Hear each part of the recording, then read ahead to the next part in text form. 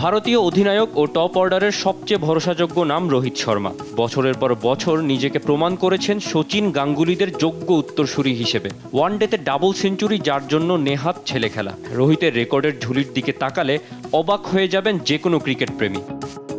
টি-20তে সবচেয়ে বেশি রানের মালিক রোহিত। সাদা বলের এই ফরম্যাটে সবচেয়ে বেশি সেঞ্চুরি ও ছক্কাও ভারতীয় অধিনায়কের ঝুলিতে। সেমিফাইনালে ইংল্যান্ডের বিপক্ষে খেলেছেন ৩৯ বলে ৫৭ রানের পিভোটাল ইনিংস। ব্যাট হাতে যে কোনো কন্ডিশনে মানিয়ে নেন অনায়াসেই। কাপ্তানের দায়িত্ব কাঁধেও শান্ত মেজাজেই দেখা যায় রোহিতকে। ভারতীয় সমর্থকরা ফাইনালে তার উপর নির্ভর করতেই পারেন।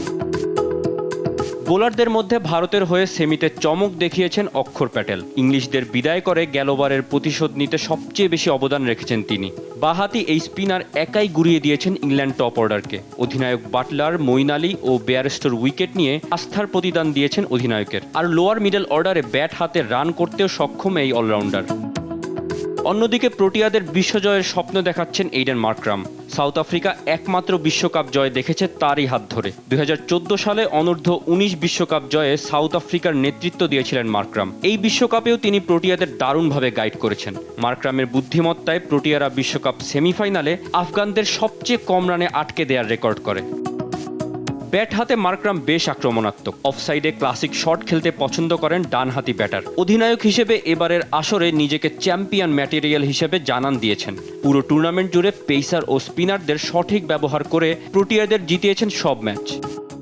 প্রোটিয়া পেস অ্যাটাকের ৬ ফিট ৯ ইঞ্চি লম্বা ইয়ানসেন তার ক্যারিয়ার শুরু করেছিলেন ব্যাটার হিসেবে। ভারতীয় ক্রিকেট দল সাউথ আফ্রিকায় খেলতে গেলে ১৭ বছর বয়সে কোহলিকে নেট প্র্যাকটিসে বল করার সৌভাগ্য হয়েছিল প্রোটিয়া অলরাউন্ডারের। প্রোটিয়া পেসারের গতি ও নিখুঁত বোলিংয়ে মুগ্ধ হয়েছিলেন কোহলি। ফাইনালে আবারও দেখা হচ্ছে দুজনের।